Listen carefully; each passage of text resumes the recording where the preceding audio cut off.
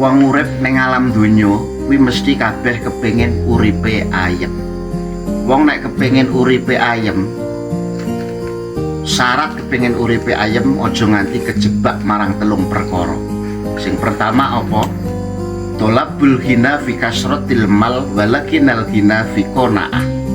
Aja den anggap yen to sugih iku ing dalem bondo donya, nanging sejatine sugih iku ing dalem ati kang qanaah utawa ati kang trima.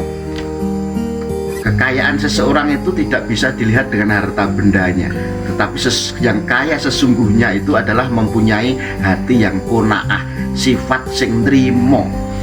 Piro-piro sugihmu, piro-piro kekayaanmu, tapi nek kowe isih ngongso, iki isih kurang, duwe motor pengen duwe mobil pengen duwe bis pengen duwe pesawat dan lain sebagainya, artinya itu masih kurang, masih memulai kepinginan.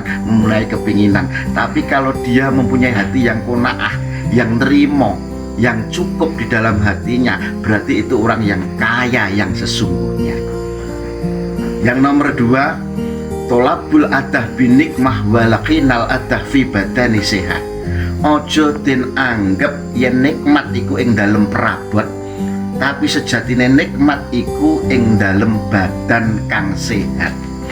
Jangan melihat sebuah kenikmatan itu karena sesuatu harta benda, mempunyai mobil mewah, mempunyai rumah yang megah, mempunyai harta yang melimpah. Tapi sesungguhnya kenikmatan yang sesungguhnya adalah apabila kita mempunyai badan yang sehat, baik itu sehat jasmani dan baik itu sehat rohani. Dan yang ketiga, tolabul rizki fil ardi walakinal rizkon fis samai. Ojo den anggap yen rezeki kuwi onone ning donya, tapi sejatine rezeki kuwi ngono onone ning langit.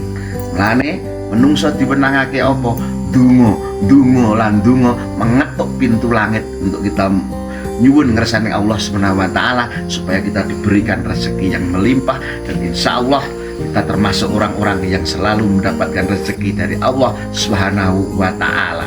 Amin ya rabbal alamin.